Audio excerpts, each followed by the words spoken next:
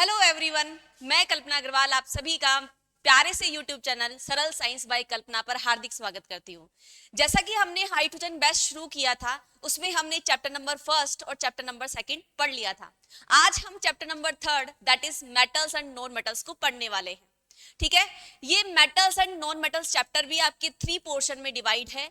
First आता है हमारे पास में मेटल, आफ्टर दैट हम पढ़ते हैं नॉन मेटल्स को, इसके बाद में हम अकरेंस ऑफ मेटल में एक्सट्रैक्शन ऑफ मेटल्स को पढ़ेंगे। ठीक है, तो 3 पोर्शन में ये चैप्टर हमारे पास में आगे प्रोसीड होता है। देखिए, हम आगे पढ़ने वाले हैं कि क्या होता है मेटल। मेटल के बारे में अगर हम बात करते हैं कि भैया ऐसे एलिमेंट जो इलेक्ट्रॉन लूज करके और पॉजिटिव आयन का फॉर्मेशन करते हैं, उन्हें हम क्या बोलते हैं? मेटल्स बोलते हैं। फॉर एग्जाम्पल, जैसे सोडियम है, Na ने क्या किया, एक इलेक्ट्रॉन को लूज किया और क्या बना लेगा, ये पॉजिटिव चार्ज बना लेगा। उसी तरीके से जो Mg है, मैग्नीशियम है, उसने भी क्या किया, आपके पास में 2 इलेक्ट्रॉन को लूज किया और क्या बना लिया, इसने पॉजिटिव आयन क्रिएट कर लिया। तो ऐसे एलिमेंट जो इलेक्ट्रॉन लूज करके और पॉजिटिव आयन का फॉर्मेशन करते हैं, उन्हें हम क्या बोलते हैं? मेटल्स बोलते हैं। फिजिकल प्रॉपर्टीज क्या होती है मेटल्स की? आपको सबको पता है फिजिकल प्रॉपर्टीज क्या क्या होती है, कि जैसे ये हीट और इलेक्ट्रिसिटी का कंडक्शन करते हैं। हीट का कंडक्शन करने का मतलब क्या, कि जैसे आपने मान लीजिए कोई भी आप एक मेटल का ऑब्जेक्ट ले रखे हो और आपने उसके एक सिरे को, एक कॉर्नर को हीट दे रहे हो आप, तो दूसरे कॉर्नर पर हीट आराम से इजीली पहुंच जाएगा और जैसे आप उसको टच करोगे तो आपको कैसा लगेगा, दूसरा कॉर्नर गर्म लगेगा। तो मतलब ये हीट का कंडक्शन इजीली करते हैं। और आप अपने घरों में वायर देखते होंगे और वो वायर किसके बने हुए होते हैं? मेटल के बने हुए होते हैं। और वो मेटल के क्रिएट वायर आपके पास में जगह जगह क्या करते हैं भैया? इलेक्ट्रिसिटी प्रोवाइड करवाते हैं। तो हमने क्या बोला कि good conductor of heat and electricity कौन? मेटल्स। इनके मेल्टिंग पॉइंट और बॉइलिंग पॉइंट बहुत ज्यादा हाई होते हैं। ठीक है, कि भैया मेल्टिंग पॉइंट और बॉइलिंग पॉइंट किसके? मेटल्स के बहुत हाई होते हैं। एक्सेप्शन केस कौन जाता है हमारे पास में? गैलियम और सीजियम। गैलियम और सीजियम को अगर आप अपनी हथेली पर रखोगे तो भैया वो गैलियम और सीजियम आपकी हथेली पर जो हीट निकल रही है आपकी बॉडी की, ठीक है, उससे ही पिघल जाएंगे। ठीक है, कौन? Gallium and caesium.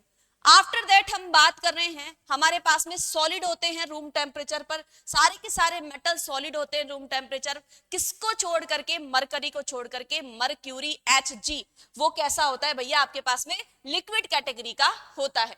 जैसे आपने थर्मोमीटर देखते हो तो थर्मोमीटर में आपके पास में जो बिल्कुल ऐसे चमकता हुआ सब्सटेंस दिखाई देता है, वो कौन है हमारे पास में? पारा। ठीक है, mercury. After that are sonorous. Sonorous को कैसे याद करोगे भैया? जो ऐसे पीटने पर सोनी सोनी सी आवाज निकाले, that is called sonorous. Sonorous मतलब जिसमें अगर आप स्ट्राइक करोगे उसको तो उसमें आराम से खनक वाली आवाज उसमें आए, उसको हम, उस प्रॉपर्टीज को हम क्या बोलते हैं? सोनोरस बोलते हैं। Means they produce a sound on striking, कि जैसे ही उनको पीटते हैं, स्ट्राइक करते हैं, तो क्या प्रोड्यूस हो? एक साउंड प्रोड्यूस हो। Are malleable. आर मैलिएबल का मीन्स क्या होगा, कि भैया ये एबल है शीट बनाने में। आप देखते हो कूलर की जो बॉडी बनी हुई होती है वो किसकी बनी हुई होती है? मेटल की बनी हुई होती है। तो मतलब उसको पीटा तो वो क्या हो गया? थिन शीट में क्या हो गया? कन्वर्ट हो गया। जैसे आप डक्टिंग का देखते हो, डक्टिंग किससे बनी हुई होती है? मेटल से। बड़े बड़े जहाज वगैरह ये बने हुए होते हैं भैया, मेटल से बने हुए होते हैं। तो अगर मेटल की मैलिएबल प्रॉपर्टी नहीं होती तो मेटल को आप थिन शीट में कन्वर्ट नहीं कर सकते थे और आप ऐसे इंस्ट्रूमेंट्स को नहीं बना सकते थे। तो हमने क्या कहा कि भैया एबल है शीट बनाने में, मेलिएबिलिटी। और अगर हम बात करेंगे सोनोरस को, भैया पीटने पर सोनी सोनी सी आवाज निकाले, that is called sonorous. Okay, जैसे they can be harmed into thin sheet. जैसे आप उसको पीटोगे कूटोगे तो किस में बदल जाएगा? वो थिन शीट में बदल जाएगा। और लास्ट दे रखा है हमको यहाँ पर आर डक्टाइल। डक्टाइल का मतलब क्या, कि आप उनसे पतले पतले वायर्स बना सकते हो। डक्टाइल का स्पेलिंग आप नोटिस करो, DUCTILE। ये डक्टाइल का आपके पास में देखो, इसमें T तार, I तार wire, L wire, E wire. तो डक्टाइल का मतलब क्या, कि जिससे आप वायर्स को ड्रॉ कर सको, उसे हम क्या बोलते हैं? डक्टाइल प्रॉपर्टी बोलते हैं। Means they can be used to make wires. मतलब आप इनका इस्तेमाल किस में कर सकते हो? वायर बनाने में कर सकते हो।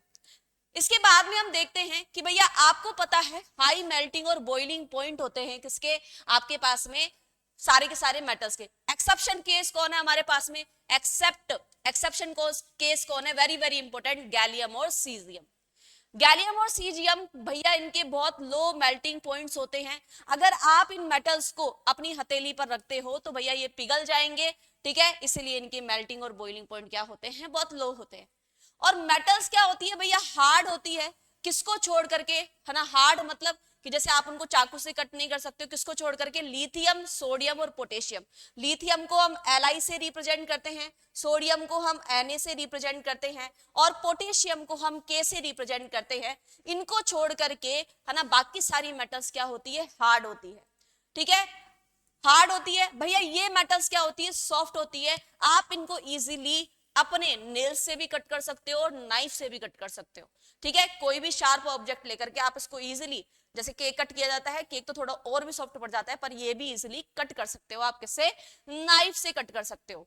आगे बढ़ते हैं स्टूडेंट, देखो अब देखिए कि भैया gold is most ductile metal. Gold क्या होता है भैया, वो बहुत ज्यादा डक्टाइल, मतलब इसके तार जो बनते हैं ना, बहुत अच्छा तार बनाया जा सकता है। आपको जानकर के हैरानी होगी कि 1 ग्राम गोल्ड से, केवल 1 ग्राम गोल्ड से, 1 ग्राम गोल्ड, गोल्ड को मैं रिप्रेजेंट करती हूँ AU से, ठीक है, कितने किलोमीटर, 2 किलोमीटर लंबा वायर ड्रॉ किया जा सकता है। 2 किलोमीटर तक का क्या बनाया जा सकता है, लंबा वायर बनाया जा सकता है। means wire of gold can be made easily because gold is very soft for bending। easily आप ना इसका क्या बना सकते हो, वायर बना सकते हो, पर ध्यान रखना हम ये गोल्ड वायर को ना घर पे यूज नहीं कर सकते, क्योंकि आपका पूरा घर ही बिक जाएगा। ये कौन सी वायर है आपके पास में, कॉपर वायर है, यस और नो। और ये कौन सा वायर आपको दिखाई दे रहा है भैया, गोल्ड वायर। गोल्ड को किससे रिप्रेजेंट करते हैं, AU से रिप्रेजेंट करते हैं, ठीक है, और कॉपर को किससे रिप्रेजेंट करते हैं, Cu से रिप्रेजेंट करते हैं। आफ्टर दैट हम बढ़ रहे हैं केमिकल प्रॉपर्टीज ऑफ मेटल्स पर, कि भैया हमने प्रॉपर्टीज पढ़ ली किसकी, मेटल्स की प्रॉपर्टीज पढ़ ली। आपने क्या पढ़ा कि भैया हीट और इलेक्ट्रिसिटी के कंडक्शन आराम से देगा, आफ्टर दैट हाई मेल्टिंग और बॉइलिंग पॉइंट होगा। एक्सेप्शन के सबके इंपॉर्टेंट है, ठीक है, मैलिएबल होते हैं, डक्टाइल होते हैं, सोनोरस होते हैं, ये मैंने आपको सारी प्रॉपर्टीज में बता दी। आफ्टर दैट हम इसमें प्रोसीड करते हैं, that is chemical properties of metal, कि भैया इसके साथ में रिएक्शन करेगा तो क्या रिएक्शन होगी, दूसरे के साथ में रिएक्शन करेगा तो क्या रिएक्शन होगी। फर्स्ट हम बढ़ते हैं कि भैया reaction of metals with oxygen, कि अगर ऑक्सीजन के साथ में आप रिएक्शन कराते हो तो क्या होगा, कि ध्यान रखना इसकी जर्नल रिएक्शन आपको हर जगह याद रखनी है, कि अगर मेटल की ऑक्सीजन के साथ में रिएक्शन कराओगे तो क्या बनेगा, मेटल ऑक्साइड। कॉमन सेंस, कि भैया मैंने आपको कल भी बात करी थी, मेटल ऑक्साइड कैसी कैटेगरी का होता है, कैसे नेचर का होता है, बेसिक नेचर का होता है। ये भी मैंने आपको बताया था, ये कैसे नेचर का जाएगा भैया, इसका नेचर कैसा जाएगा, इसका नेचर जाएगा भैया आपके पास में बेसिक, इसका नेचर बेसिक नेचर जा रहा था, यस और नो, ठीक है। तो भैया मेटल अगर ऑक्सीजन के साथ में मिलता है तो मेटल ऑक्साइड बनाता है, इसका नेचर कैसा जाएगा, बेसिक जाएगा। उसी बाद में एग्जांपल्स की बात करते हैं। देखो ये Mg है, Mg को जला रहे हैं, ध्यान रखना जलाना, बर्न करना और क्या बोलते हैं हम इसको, कंजप्शन, सॉरी कंजप्शन नहीं बोल सकते, छोड़ो इसको ना एक बार। जैसे हम O2 के साथ में रिएक्शन करते हैं, इसको जलाते हैं, तो भैया हमारे पास में क्या बनेगा भैया, मेटल ऑक्साइड बनेगा, कंबशन, ठीक है, कंबशन कराना, बर्निंग, जलाना और O2 के साथ में रिएक्शन, चारों चीज क्या है, ये एक जैसी है। उसी तरीके से अगर हम कॉपर के वायर की रिएक्शन किसके साथ में कराते हैं, O2 के साथ में कराते हैं, तो भैया हमारे पास में क्या बन रहा है, CuO बन रहा है। और ये ध्यान रखना यहां पर तो भैया ये कॉपर भैया ब्राउन रंग का था, कैसे रंग का था, ब्राउन रंग का था, है ना, गोल्डिश ब्राउन रंग का था। ये यहां पर जाकर के कैसे रंग का हो जाएगा, ब्लैक रंग का हो जाएगा। कैसे कलर का हो जाएगा भैया, ब्लैक कलर का हो जाएगा, ध्यान रखना। ये आपके चैप्टर नंबर 1 में भी ये रिएक्शन आपको देखने को मिलती है। आफ्टर दैट हम प्रोसीड कर रहे हैं नेक्स्ट स्लाइड की ओर, कि भैया different metals reaction different ways with O2, कि भैया अलग अलग मेटल, है ना, अलग अलग तरीके से O2 के साथ में रिएक्शन करती है। जनरल रिएक्शन आपने क्या देखी कि मेटल जब ऑक्सीजन के साथ में रिएक्शन करता है तो मेटल ऑक्साइड बनाता है, जिसका नेचर कैसा जाता है, बेसिक कैटेगरी का जाता है, ठीक है। नहीं विश्वास तो जैसे आपने किसी भी वायर वगैरह इनको जलाया, उसकी राख लेना, उसमें पानी मिलाना और लिटमस पेपर से टेस्ट करना। जैसे आप लिटमस पेपर से टेस्ट करोगे तो भैया RBB होगा, मतलब रेड लिटमस पेपर किस में कन्वर्ट हो जाएगा, ब्लू में कन्वर्ट हो जाएगा। देखिएगा तो मैंने क्या बोला अभी अभी इस लाइन के लिए, कि भैया अलग अलग मेटल्स अलग अलग तरीके से O2 के साथ में रिएक्शन करता है। मेटल जैसे पोटेशियम और सोडियम भयंकर तेजी के साथ में, मतलब इतना सा आप करो, थोड़ी देर छोड़ दो, वो फटाके की जैसे फूट जाएगा, तो भैया बहुत तेजी के साथ में स्ट्रांगली ऑक्सीजन के साथ में रिएक्शन करता है और आग पकड़ लेता है। अगर आप इसको क्या छोड़ दो भैया, खुला छोड़ दो। अगर आपने लैब में सोडियम और पोटेशियम को देखा हो तो भैया लैब में वो कैरोसिन में रखाक में आते हैं, ठीक है, एक छोटी सी बोतल होगी, उसमें कैरोसिन भरा होगा, उसमें सोडियम और पोटेशियम रखा जाता है। अगर उसको खुले में रखेंगे तो भैया वो आग पकड़ लेता है, ठीक है। So they are kept in kerosene oil to avoid accidental fires. इसीलिए इनको किस में रखा जाता है, कैरोसिन ऑयल में रखा जाता है, जो दुर्घटना होने से बचाने के लिए। कैसे भैया, क्यों करते हैं भैया कैरोसिन ऑयल में? कैरोसिन ऑयल क्या करता है, इनके ऊपर एक लेयर चढ़ा लेता है, एक कॉम्प्लेक्स लेयर बना लेता है, जो फर्दर रिएक्शन से इसको क्या करता है, बचाता है, ठीक है। नेक्स्ट आगे दे रखा है भैया, ये देखो आपके पास में सोडियम है, किसमें स्टोर्ड है भैया, आपके पास में कैरोसिन में स्टोर्ड है। देखो ये हमारे पास में बॉटल है, बॉटल के अंदर देखो सोडियम कितना शाइनी है, और मैं खुद भी कभी लैब में एक्सपेरिमेंट करवाती हूँ तो ये नेल्स है, नेल से यूं क्यों टुकड़ा कर देती हूँ मैं, आराम से इजीली आप ना अपने नाखून से और अपने किसी भी जैसे स्पैचुला से उसको कट कर सकते हो और एक्सपेरिमेंट कर सकते हो, ठीक है। मैग्नीशियम की अगर ऑक्साइड लेयर लग जाए उस पर, ठीक है, ऑक्सीजन के साथ में रिएक्शन हो जाए तो कुछ इस तरीके से दिखाई देगा मैग्नीशियम आपको।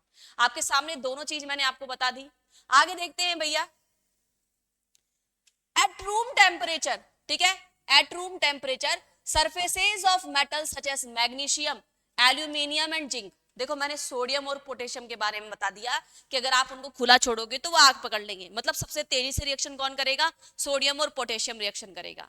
फिर इसके बाद में क्या बोल रहा है कि अगर मान लीजिए हम सिंपल मेटल्स के बारे में बात करें, कौन कौन, जिंक की बात कर रहा है अगला, एल्यूमिनियम की बात कर रहा है और मैग्नीशियम की बात कर रहा है। अगर आप उसको खुला छोड़ दो तो भैया उसके ऊपर एक थिन लेयर जम जाएगी। कौन सी थिन लेयर, कौन सी थिन लेयर आ जाएगी उसके ऊपर, कि भैया ऑक्साइड की थिन लेयर आ जाएगी, जो उसको फर्दर ऑक्सीडेशन से बचाती है। किससे बचाती है भैया, फर्दर ऑक्सीडेशन से बचाती है। आपको पता हो तो एक एनोडाइजिंग प्रोसेस आता है, एनोडाइजिंग, यहां पर मैं बता देती हूं आपको एनोडाइजिंग प्रोसेस। इसमें क्या होता है कि भैया आपको जिस ऑब्जेक्ट पर, है ना, ऑक्साइड की लेयर चढ़ानी है, क्यों भैया, एक बार अगर ऑक्साइड की लेयर चढ़ गई इन मेटल्स के ऊपर, किस किस के ऊपर, मैग्नीशियम, एल्यूमिनियम और जिंक के ऊपर, तो आगे ये खराब नहीं होगी। मतलब इसके ऊपर एक बार ऑक्साइड लेयर चढ़ गई है तो आगे ये खराब नहीं होगी। अब ऑक्साइड लेयर को जब चढ़ना ही है तो क्यों ना हम चढ़ाए, जिससे वो अच्छी लगे, सुंदर लगे, दिखने में भी अच्छी लगे। तो हम क्या करते हैं, एनोड के ऊपर क्या रखते हैं, हमारा आर्टिकल रखते हैं। क्या रखते हैं, आर्टिकल, ठीक है। एनोडाइजिंग में हम इलेक्ट्रोलाइसिस प्रोसेस करवाते हैं और एनोड और कैथोड दोनों रहेंगे हमारे पास में, एनोड और कैथोड दोनों रहेंगे, और यहां पर हम कुछ ऐसा अलग सा ऑब्जेक्ट रखते हैं, और जैसे ही हम रिएक्शन कराएंगे तो भैया O2 किसके ऊपर चढ़ जाएगी, एनोड के ऊपर चढ़ जाएगी। O माइनस कैटेगरी में होता है और एनोड के ऊपर हमने हमारा आर्टिकल रखा, तो भैया जैसे ही O2 इसके ऊपर आएगी तो एक लेयर बना लेगी। इस प्रोसेस को ही हम क्या बोलते हैं, एनोडाइजिंग प्रोसेस बोलते हैं। यस, सिल्वर और गोल्ड तो भैया रिएक्शन ही नहीं करते, तभी तो इसकी ज्वेलरी पहनी जाती है। हाई टेम्परेचर पर भी ऑक्सीजन के साथ में ये लोग रिएक्शन नहीं करते। तो सबसे तेजी के साथ में रिएक्शन कौन करता है, सोडियम और पोटेशियम, ठीक है। और रूम टेम्परेचर पर सरफेस के ऊपर, मतलब सरफेस लेयर कौन बना लेता है, आपके पास में मैग्नीशियम, एल्यूमिनियम और जिंक। और कौन नमूने रिएक्शन ही नहीं करते, सिल्वर और गोल्ड रिएक्शन ही नहीं करते हैं। एनोडाइजिंग मैंने प्रोसेस आपको बता दिया है। आगे बढ़ते हैं भैया, एम्फोटेरिक ऑक्साइड्स। एम्फोटेरिक ऑक्साइड्स क्या होते हैं कि भैया ऐसे ऑक्साइड्स जो एसिड और बेस दोनों के साथ में रिएक्शन कर दे। मैंने आपको कल भी बताया था कि मोस्ट ऑफ मेटल ऑक्साइड आपके बेसिक कैटेगरी के होते हैं, मोस्ट ऑफ बोला था। फिर अगर आप और बात करते हो तो ध्यान रखना, एल्यूमिनियम और जिंक के ऑक्साइड ऐसे होते हैं जो एम्फोटेरिक नेचर के होते हैं। अगर सामने से एसिड आ रहा है तो खुद बेसिक बिहेवियर करेंगे, और सामने से अगर बेस आ रहा है तो खुद एसिडिक बिहेवियर करेंगे। तो दैट इज कॉल्ड एम्फोटेरिक। एम्फ वर्ड बोथ के लिए लगता है, बोथ, जैसे एम्फीबियंस आप पढ़ते हो, ठीक है। तो एम्फोटेरिक ऑक्साइड क्या होते हैं, मेटल ऑक्साइड होते हैं जो दोनों के साथ में रिएक्शन करें, किसके साथ में, कि भैया acids as well as bases. To produce salt and water are called amphoteric oxide. भैया अल्टीमेटली अगर सामने वाला एसिड है तो खुद बेस बन जाएगा, अगर सामने वाला बेस है तो खुद एसिड बन जाएगा, तो रिएक्शन तो एसिड बेस की ही जा रही है, तो क्या बना लेगा भैया, सॉल्ट और वाटर बना लेगा। तो ऐसे मेटालिक ऑक्साइड को जो दोनों के साथ में रिएक्शन कर देता है उसको हम क्या बोलते हैं, एम्फोटेरिक ऑक्साइड्स बोलते हैं। जैसे यहाँ पर ये कौन है, एसिड है, तो ये किसकी जैसे बिहेव कर जाएगा भैया, बेस की जैसे बिहेव कर जाएगा। ध्यान रखना, जिंक, ZnO और Al2O3 ये एम्फोटेरिक ऑक्साइड्स के एग्जाम्पल है, इनको ध्यान रखना, ठीक है। ये बेस की जैसे बिहेव करेगा, अगर सामने एसिड है तो ये क्या बन गया भैया हमारे पास में, सॉल्ट एंड वाटर प्रोड्यूस हो गया। नेक्स्ट हमारे पास में ये बेस आ गया। अब अगर ये खुद बेस है तो ये किसकी जैसे बिहेव करेगा, एसिड। देखो यहाँ पर सेम चीज है, पर यहाँ पर नेचर कैसा जा रहा है, बेसिक नेचर जा रहा है, और यहाँ पर कैसा जा रहा है, एसिडिक नेचर जा रहा है। वेरी वेरी इंपॉर्टेंट, ठीक है। एक तो एनोडाइजिंग प्रोसेस इंपॉर्टेंट था, इसके बाद में एक ये वाली चीज इंपॉर्टेंट है कि भैया what is amphoteric oxides. Okay, तो ये क्या बना लेगा, यहाँ पर सॉल्ट बना लेगा और साथ में क्या बना लेगा, वाटर बना लेगा स्टूडेंट। नेक्स्ट हमारे पास में सेकंड हम पढ़ते हैं reaction of metals with water. पहला हमने किसके साथ में पढ़ा, ऑक्सीजन के साथ में पढ़ा। हम सेकंड क्या पढ़ रहे हैं, वाटर के साथ में पढ़ रहे हैं। देखो मेटल वाटर के साथ में रिएक्शन करके पहले तो मेटल ऑक्साइड बनाता है, MO बनाता है मेटल ऑक्साइड, और कौन सी गैस निकलती है, हाइड्रोजन गैस निकलती है। फिर वापस मेटल ऑक्साइड आगे फर्दर पानी के साथ में रिएक्शन करके क्या बना लेगा, मेटल हाइड्रोक्साइड बना लेगा। देखिए अगर कैसे, वैसे तो डायरेक्ट रिएक्शन हो सकती है इसकी, H2O के साथ में रिएक्शन करके पहले तो ये MgO बना लेगा, और Mg को वापस H2O के साथ में रिएक्शन करा दूं तो ये क्या बना लेगा, MgOH का होल ट्वाइस। इस तरीके से रिएक्शन हो जाए आपके पास में, ठीक है। अब ये देखो इसने कैटेगरी बांट रखी है, अलग अलग मेटल्स की अलग अलग, जैसे वाटर के साथ में ऑक्सीजन के साथ में रिएक्शन करा करके आपको बता रहा है कि कौन सी सबसे तेजी से रिएक्शन करेगी, कौन सबसे फास्ट रिएक्शन करेगी, कौन रिएक्शन करेगी नहीं, और कौन मॉडरेट लेवल पर रिएक्शन करेगी कि भैया हाँ थोड़ा सा अगर हाई लेवल दे दो तो मैं रिएक्शन कर लूंगी, नहीं करूंगी ऐसा, ठीक है। ध्यान से देखना, for sodium Na and potassium K reaction is violent even with cold water and so exothermic that hydrogen immediately catches fire। देखो मैं क्या बोल रही हूं कि अगर आप सोडियम और पोटेशियम के साथ में रिएक्शन कराते हो, किसकी, पानी की रिएक्शन कराते हो। हम लैब में भी कभी कभी काम करते हैं तो थोड़ा सा सोडियम का टुकड़ा लेकर के मैं उसको पानी में फेंक देती हूँ तो वो ब्लास्ट होता है, ऐसे पटाखा फूटेगा, ठीक है। तो क्या होगा कि भैया ये बहुत ज्यादा एक्सोथर्मिक रिएक्शन होती है, और उसमें से क्या निकलती है भैया, हीट निकलती है। वो हीट हाइड्रोजन के साथ में मिलकर के क्या लगा देती है भैया, आग लगा देती है, ठीक है। तो भैया रिएक्शन बहुत ज्यादा वायलेंट होती है, चाहे आप कोल्ड वाटर के साथ में रिएक्शन करवाओ, इतनी ज्यादा एक्सोथर्मिक होती है कि जो हाइड्रोजन गैस निकली वो फटाफट से क्या पकड़ लेगी, आग पकड़ लेगी। एग्जाम्पल जैसे सोडियम और ये पोटेशियम, सेम रिएक्शन है दोनों जगह, ये हीट और ये H2 मिलकर के क्या पकड़ लेते हैं भैया, फायर कैच कर लेते हैं, आग पकड़ लेते हैं, ठीक है। क्या बना लेगा, NaOH हाइड्रोक्साइड बन गया, KOH हाइड्रोक्साइड बन गया। ये सोडियम हाइड्रोक्साइड है और ये पोटेशियम हाइड्रोक्साइड है, दोनों रिएक्शन सेम है। आगे बढ़ते हैं हम, आगे अगर हम कैल्शियम के साथ में रिएक्शन कराते हैं तो ध्यान से देखना, reaction is less violent for hydrogen to catch fire. अगर हम ध्यान रखना, मैग्नीशियम और कैल्शियम की बात करते हैं, यहाँ पर मैग्नीशियम का मेंशन नहीं कर रखा है, यहाँ पर अगर हम मैग्नीशियम और कैल्शियम की बात करते हैं तो ये क्या करती है भैया, हाइड्रोजन गैस तो निकालती है। हाइड्रोजन गैस क्या होगा कि इसकी है ना सरफेस पे लग जाएगी, जैसे आप इन मेटल्स को पानी में डालोगे तो हाइड्रोजन गैस निकलेगी और वो इनकी सरफेस पे लग जाएगी, सरफेस पे बबल्स बन जाते हैं, जिसकी वजह से ये जो मेटल है जैसे आप पानी में डालोगे तो ऊपर क्या करेगी भैया, फ्लोट करेगी, है ना, ये तैरने लग जाएगी ये मेटल्स। कौन सी, आपके पास में कैल्शियम और मैग्नीशियम, ठीक है। देखिएगा कि reaction is less violent for hydrogen to catch fire, कि भैया रिएक्शन इतनी तेजी से नहीं होती कि भैया आग लग जाए, पर ध्यान रखना मेटल्स के ऊपर बबल्स बन जाते हैं और वो बबल्स क्या करते हैं, उसको मेटल को फ्लोट करने में क्या करते हैं भैया, उसका साथ देते हैं। जैसे कैल्शियम का रिएक्शन किसके साथ में करा रही हूँ, वाटर के साथ में करा रही हूँ, तो क्या बन जाएगा, कैल्शियम हाइड्रोक्साइड बन जाएगी, और कौन सी गैस रिलीज होगी यहाँ पर, हाइड्रोजन गैस रिलीज होगी। हाइड्रोजन गैस का कंफर्मेशन टेस्ट करने के लिए आप एक जलती हुई तिल्ली या जलती हुई कुछ भी कैंडल लेकर के जाना, वो पॉपअप साउंड के साथ में थोड़ी सी चिंगारियां निकलते हुए क्या करेगी, उसकी आग भड़केगी। Yes, for aluminium and iron, aluminium और आयरन के बारे में हम बात करते हैं भैया, these do not form hydroxide, ध्यान रखना ये दोनों की दोनों, कौन, एल्यूमिनियम और आयरन, हाइड्रोक्साइड नहीं बना रही है। अब तक हमने वाटर के साथ में जब मेटल की रिएक्शन पड़ी थी तो हाइड्रोक्साइड बन रहा था, यहां पर ये हाइड्रोक्साइड नहीं बना रही है, ठीक है, आर नॉट सोल्यूबल, ठीक है, इनके अब क्यों नहीं बना रही है, क्योंकि जब ये पहले मेटल ऑक्साइड बनेगा, मेटल ऑक्साइड वापस वाटर में जाएगा, तब जाकर के क्या बनेगा, मेटल हाइड्रोक्साइड बनेगा। पर इनके ऑक्साइड तो भैया वाटर में सोल्यूबल ही नहीं है, तो हाइड्रोक्साइड का फॉर्मेशन होगा ही नहीं, ठीक है। कौन कौन सी मेटल का, एल्यूमिनियम और आयरन का। They do not react with hot water but with steam. ध्यान रखना है ये आपके पास में हॉट वाटर के साथ में भी रिएक्शन नहीं करती है, बट भाप जो होती है, भाप मतलब स्टीम जो होती है ना, जो पानी की जो वेपर फेज होती है उसके साथ में ये इजीली रिएक्शन कर जाएगी। एग्जांपल्स क्या हो जाएगा हमारे पास में, एल्यूमिनियम रिएक्शन करता है वाटर के साथ में तो क्या बना लेगा, Al2O3। कैसा नेचर का है, कमेंट बॉक्स में जरूर लिखना है किसका नेचर कैसा है, ठीक है, एसिडिक है कि बेसिक है कि एम्फोटेरिक है। और कौन सी गैस रिलीज हो जाएगी यहाँ पर, हाइड्रोजन गैस। ये फर्दर वाटर के साथ में रिएक्शन नहीं करेगा क्योंकि ये नमूना वो पानी में वापस नहीं घुलेगा, अगर वाटर में ही सॉल्यूबल नहीं है तो भैया हाइड्रोक्साइड का फॉर्मेशन नहीं होगा। सेम यहाँ पर सेम रिएक्शन रहेगी, Fe की रिएक्शन आप H2O के साथ में करा रहे हो तो क्या बन जाएगा हमारे पास में, Fe3O4, और हमारे पास में कौन सी गैस रिलीज हो जाएगी भैया, हाइड्रोजन गैस रिलीज हो जाएगी। यस और नो, ठीक है। आगे देखिएगा, ये हमारे पास में अब तक हमने क्या क्या कौन कौन सी पढ़ी, हमने पढ़ा हाइड्रोजन हमने पढ़ा वाटर के साथ में रिएक्शन, वाटर के साथ में रिएक्शन में सबसे पहले कौन रिएक्शन कर रहा है, सोडियम और पोटेशियम, तो भैया आग पकड़ लेते हैं।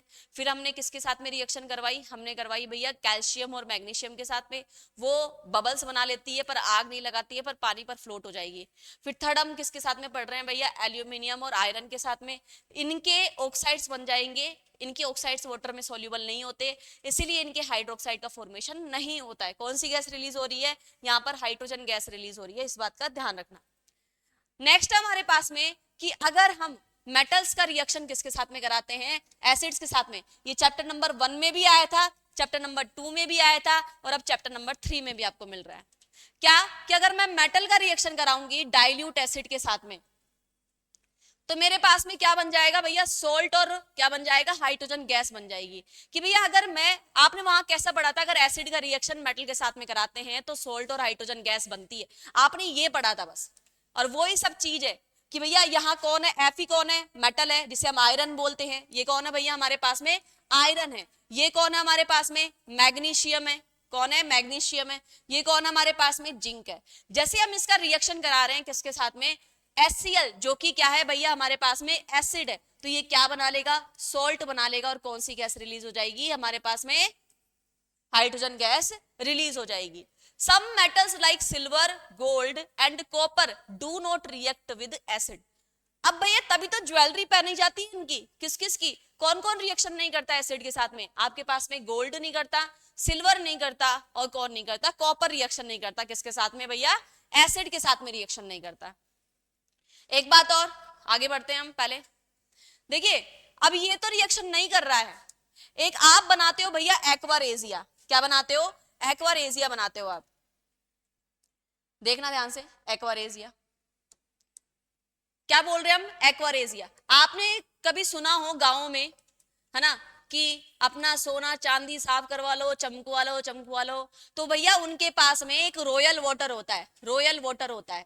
वो रॉयल वाटर किसका बना हुआ होता है, दो एसिड्स का, 2 एसिड्स का मिलकर के बना हुआ होता है, 2 एसिड्स का। कौन कौन एसिड होता है, HCl होता है, हाइड्रोक्लोरिक एसिड होता है, और होता है भैया HNO3। ये इतने भयंकर एसिड है कि ये जो गोल्ड सिल्वर वगैरह भी एसिड के साथ में रिएक्शन नहीं कर रही थी, इनके कॉम्बिनेशन के साथ में रिएक्शन कर जाएगी। ये कितने पार्ट्स में होता है, 3:1 में होता है। ये भैया इतनी खतरनाक है ये, कौन, एक्वारेजिया हम इसको बोलते हैं। कि भैया आपसे बोलता है भैया अपने सोना चांदी साफ करवा लो, चमकवा लो, आप देखते हो भैया 10 ग्राम का मैंने सेट दिया था, 10 ग्राम, अरे वाह कितना सुंदर सेट आया है, ठीक है, आपको पता चलता है भैया 2 ग्राम गायब है उसमें से। वो क्या होता है कि भैया एक्वारेजिया के साथ मिलकर के ऊपर की लेयर ये हटा लेता है और आपको मालूम भी नहीं चलता, ठीक है। तो भैया ऐसे चमकवाने से बच्चे नहीं, आप चमक जाएंगे, एक्वारेजिया, ठीक है। आगे हम बढ़ते हैं, दैट इज हमारे पास में कौन सा है, हमारे पास में है भैया reaction of metals with solutions, है ना, ऑफ अदर मेटल सॉल्ट। ये और कुछ नहीं, ये भैया है डिस्प्लेसमेंट रिएक्शन।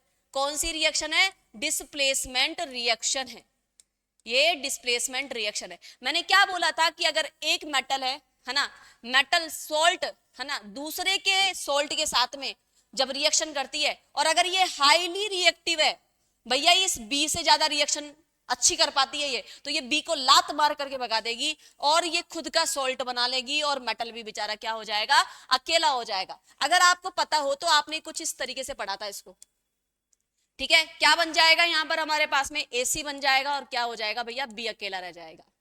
ये क्यों होता है कि भैया high reactive metal low reactive metal के सॉल्ट में से उसको लात मार करके बाहर निकाल देती है, ठीक है। This is called displacement reaction. ये डिस्प्लेसमेंट रिएक्शन का ही एग्जांपल है। Only more reactive metal can displace, हर किसी के साथ में नहीं होगा ये, मैं बताऊंगी आपके पास में एग्जांपल।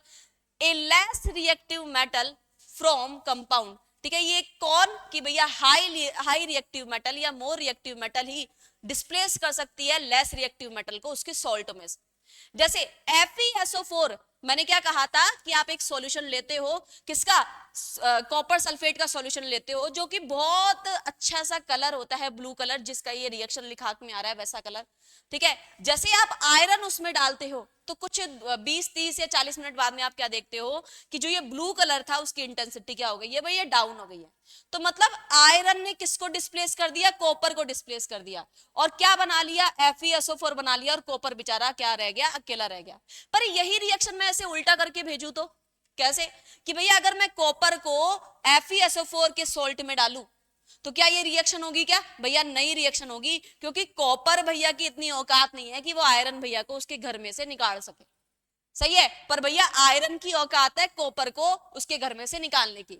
तो ये हम औकातों की यहां पर बात करने वाले हैं। यस, आगे देखिएगा। देखो यहां पर हमने क्या कर रहे हैं भैया, हमारे पास में एक पूरा सेटअप है।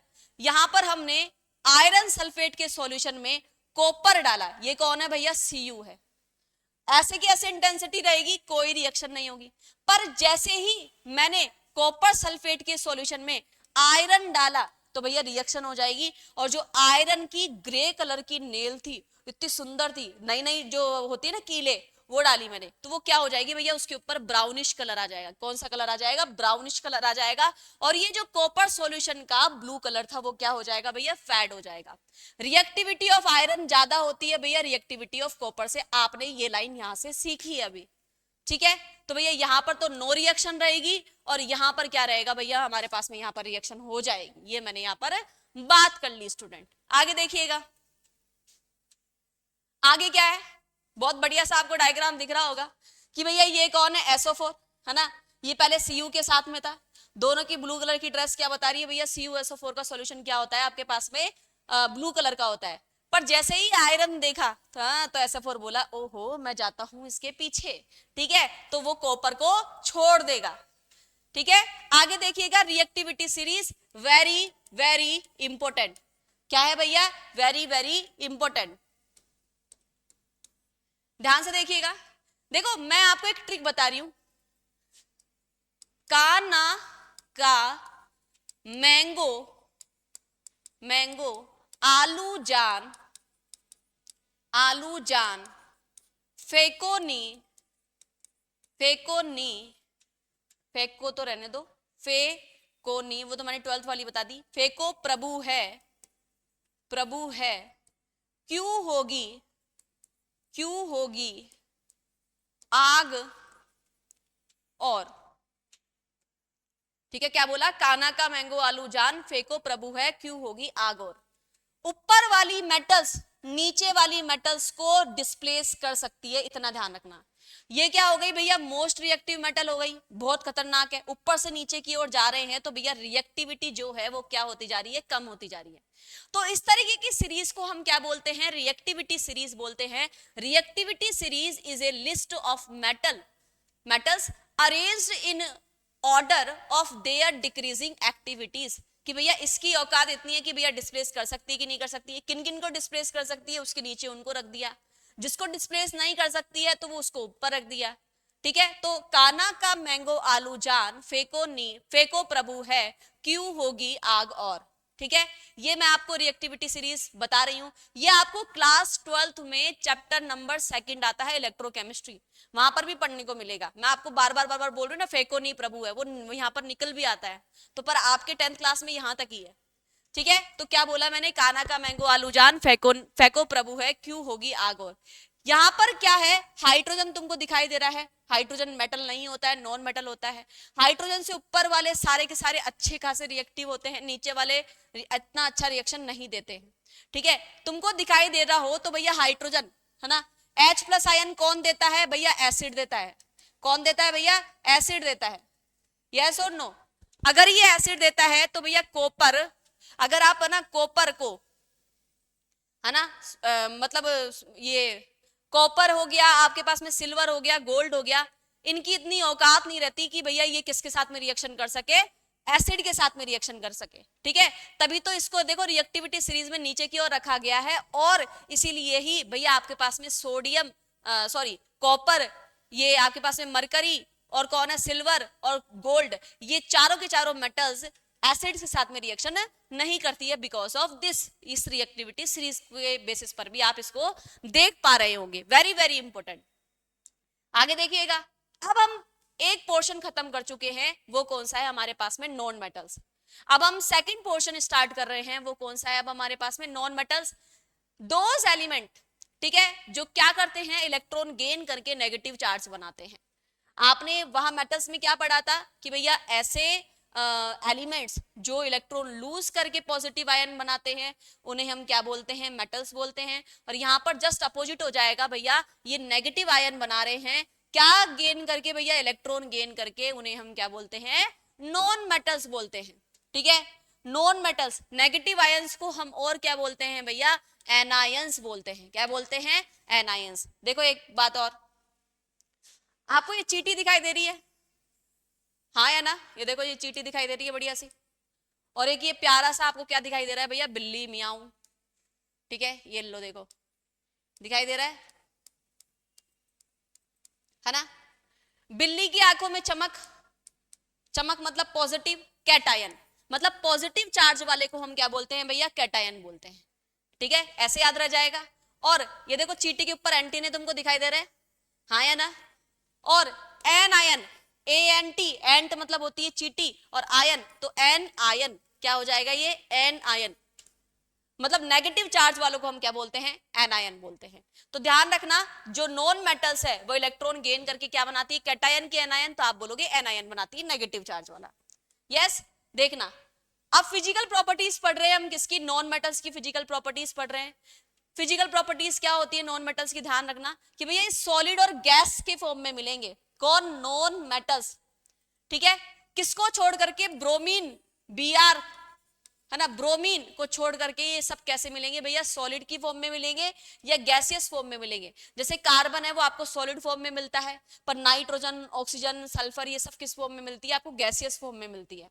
ब्रोमीन इकलौता ऐसा है जो लिक्विड फॉर्म में मिलता है। उधर मेटल्स में कौन था, मर्क्यूरी ऐसा था कि भैया आपके पास में जो रूम टेम्परेचर पर कैसा मिलता है, लिक्विड फॉर्म में मिलता है। इसकी low melting and boiling point होता है कि भैया इजीली हल्के से टेम्परेचर देने पर ये क्या हो जाते हैं भैया, पिघल बिगड़ जाते हैं।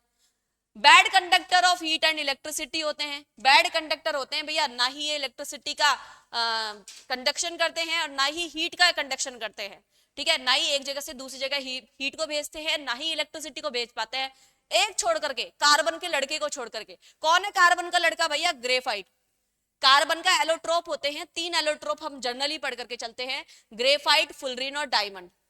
ठीक है, तो कार्बन का लड़का कौन है भैया, ग्रेफाइट। ग्रेफाइट में एक इलेक्ट्रॉन फ्री होता है, इसीलिए वो इलेक्ट्रिसिटी का कंडक्शन कर पाता है, कार्बन का लड़का है ये भैया सोनोरस नहीं होते, पीटने पर आवाज नहीं निकालेंगे, उल्टा पीटने पर टूट और जाएंगे। Don't produce a sound on striking, जैसे आप इनको पीटोगे तो भैया कोई भी साउंड नहीं निकलता है। आर नॉन मैलिएबल, इनको पीट पीट करके आप थिन शीट में नहीं बना सकते हो। ठीक है, ये भैया कैसे होते हैं, ब्रिटल, इनके टुकड़े टुकड़े हो जाएंगे। नहीं विश्वास तो पेंसिल लेना, पेंसिल की वो लीड होती है ना, जिससे हम ग्रेफाइट की बनी हुई होती है, उसको आप ना आराम से कंडक्शन तो करवा सकते हो, पर आप उसको ना ऐसे पतला बनाने की कोशिश करो, कुछ नहीं, टूट जाती है, ब्रिटल होती है। Means they will break when harmed और stretched। जैसे आप इनको खींचोगे पीटोगे तो भैया ये क्या हो जाती है भैया, टूट जाती है। और ये डक्टाइल भी नहीं होते भैया, आप इनके तार भी नहीं बना सकते हो। आप बोलोगे मैडम पेंसिल की लीड, अरे तुम इसको और खींचो, खींचेगा क्या, नहीं खींचेगा, कभी भी नहीं खींचेगा। तो हमने क्या पढ़ा अभी अभी, नॉन मेटल्स की फिजिकल प्रॉपर्टीज को अच्छे से देखा। आगे देखिएगा, ये मैंने आपको बता ही दिया, ठीक है। आगे देखना भैया, कार्बन क्या है, नॉन मेटल है ना। That can exit in different forms, वो अलग अलग फॉर्म्स में भी एग्जिस्ट करता है। जैसे each form is called an allotrope, अलग अलग फॉर्म, ठीक है, कार्बन की खानदान है ना, अलग अलग फॉर्म में एग्जिट करते हैं, उसको हम क्या बोलते हैं, एलोट्रोप बोलते हैं। जैसे डायमंड एक एलोट्रोप है, वो भैया किसका एलोट्रोप है, कार्बन का एलोट्रोप है, कार्बन का लड़का है भैया डायमंड। वो भैया इतना हार्डेस्ट सब्सटेंस होता है। आपने क्या बोला कि इसके लो मेल्टिंग और बॉइलिंग पॉइंट होते हैं, और क्या बोला कि भैया टूटने पर ब्रिटल फोड़ जाते हैं। देखो कार्बन का लड़का, कार्बन नॉन मेटल, और उसका लड़का कौन है भैया, डायमंड। वो अब तक का नॉन नेचुरली, ठीक है, सबसे ज्यादा हार्डेस्ट। फर्क नहीं पड़ता किस खानदान से आप आते हो, खुद का नेचर ऐसा बना लोगे तो हो सकता है आप अपने खानदान से ही बिल्कुल अलग हो जाओ, ठीक है। तो भैया कार्बन का लड़का अब तक का सबसे हार्डेस्ट नेचुरल सब्सटेंस है जो अब तक पता है, and has a very high melting and boiling point, और उसका बहुत ज्यादा मेल्टिंग और बॉइलिंग पॉइंट होता है, हार्डेस्ट सब्सटेंस है। जबकि जो नॉन मेटल्स होते हैं उनके क्या होते हैं, low melting and boiling point होते हैं। ग्रेफाइट अलग लड़का है भैया, कार्बन के लड़के खूब धूम मचा रहे हैं, ग्रेफाइट एक अलग लड़का है जो भैया उसका बिल्कुल अलग है ना एलोट्रोप है। वो भैया इलेक्ट्रिसिटी का कंडक्शन करता है, जबकि नॉन मेटल इलेक्ट्रिसिटी का कंडक्शन नहीं करते हैं। तो देखो दोनों इसके तीन लड़के हम पढ़ते हैं जनरली, कौन कौन, कार्बन, ग्रेफाइट और फुलरीन पढ़ते हैं, यस और नो। आगे देखिएगा हमारे पास में, देखिए ध्यान से, chemical properties of non metal, chemical properties of non metal. देखिएगा chemical properties of non metal के बेसिस पर हम देखते हैं। तो सबसे फर्स्ट हमारे पास में जा रहा है,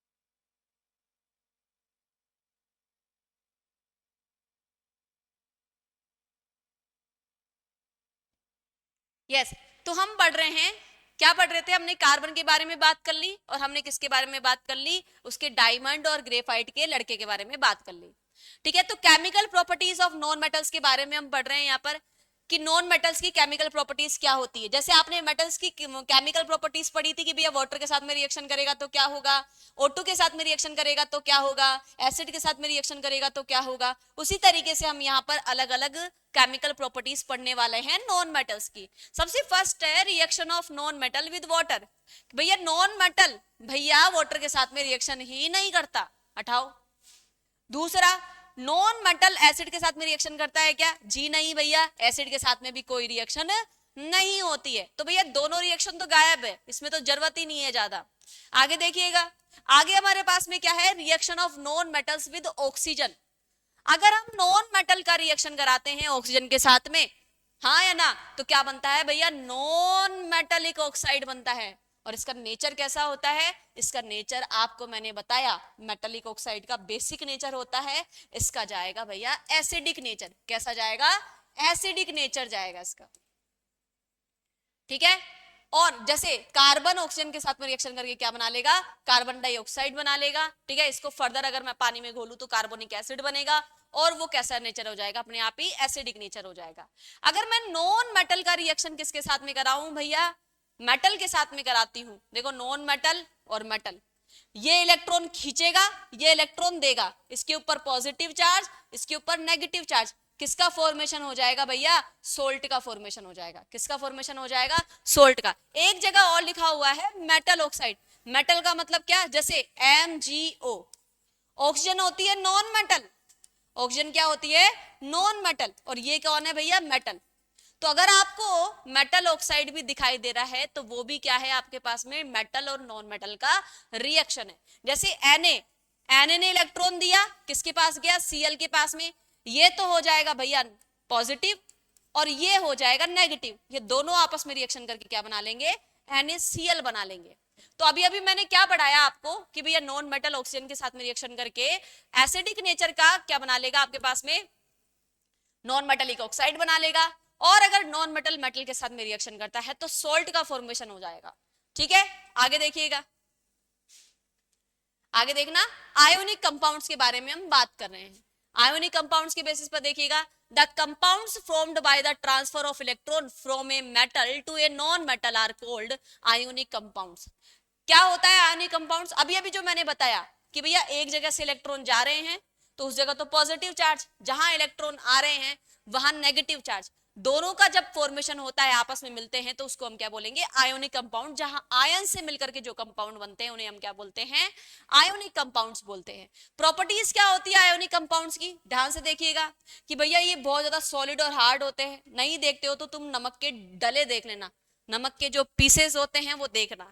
ठीक है, हाई मेल्टिंग और बॉइलिंग पॉइंट होते हैं, इसीलिए तो आप डायरेक्ट गैस पे रख करके भी तो उस पे मूंगफलियां सेक लेते हो, किसमें, नमक में। ठीक है, अगर ज्यादा ज्यादा उसका मतलब लो मेल्टिंग पॉइंट होता तो भैया आप नहीं कर पाते ऐसा। सॉल्युबल इन वाटर, नमक आराम से घुल जाता है, और insoluble in petrol and kerosene. क्या बोला मैंने कि भैया नमक का नेचर कैसा होता है, जैसे सॉल्ट का नेचर कैसा होता है, एक पॉजिटिव होता है एक नेगेटिव होता है, पानी में भी एक पॉजिटिव होगा एक नेगेटिव होगा, होगा या नहीं होगा। ठीक है, समान समान के साथ में घुल जाता है ना, similar dissolve similar.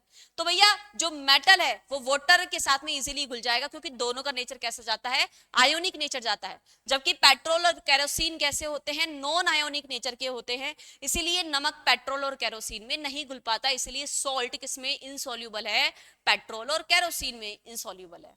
Good conductor होते हैं हीट और इलेक्ट्रिसिटी के। मैंने देखो क्या बोला, पॉजिटिव और नेगेटिव, शर्त क्या है कि अगर आप इनके पॉजिटिव और नेगेटिव अलग कर पाए तो इजीली इलेक्ट्रिसिटी का कंडक्शन कर देंगे।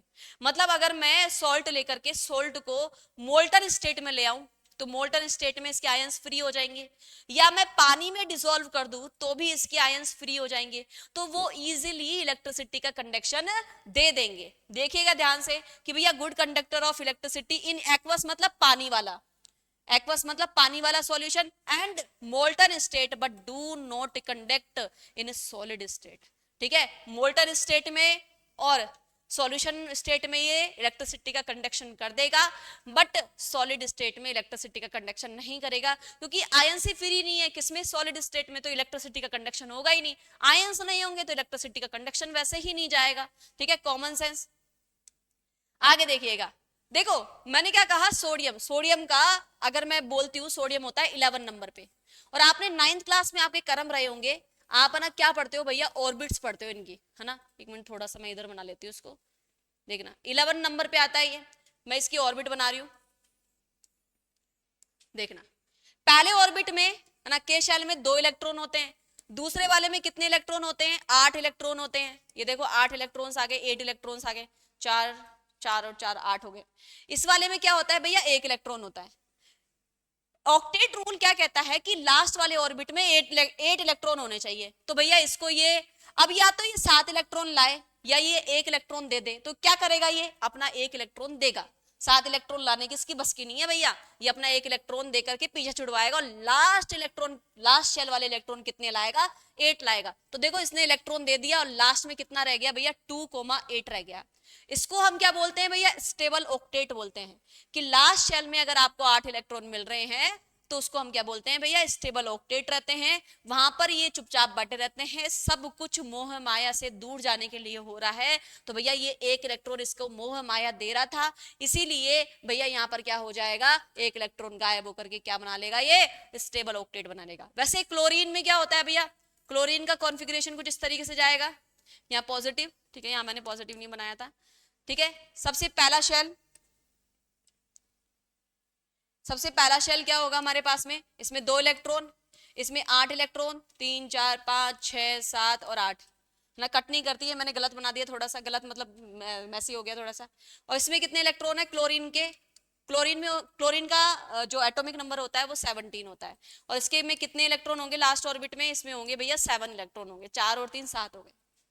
ठीक है, अब ये एक इलेक्ट्रॉन या तो ये 7 इलेक्ट्रॉन दे या ये एक इलेक्ट्रॉन ले ले, तो ये क्या करेगा भैया, एक इलेक्ट्रॉन लेकर के क्या बना लेगा, एनायन मतलब नेगेटिव आयन बना लेगा। तो देखो इसके लास्ट ऑर्बिट में कितने इलेक्ट्रॉन हो गए, 2,8,8 जो कि स्टेबल ऑक्टेट है।